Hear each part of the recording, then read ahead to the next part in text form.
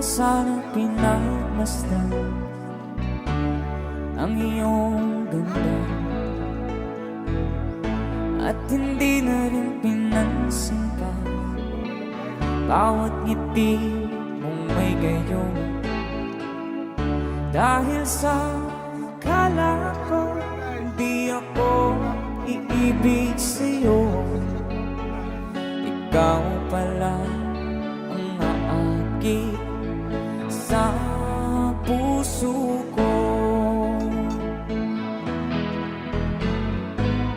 Kaya nga'y waring gulong-gulo ang puso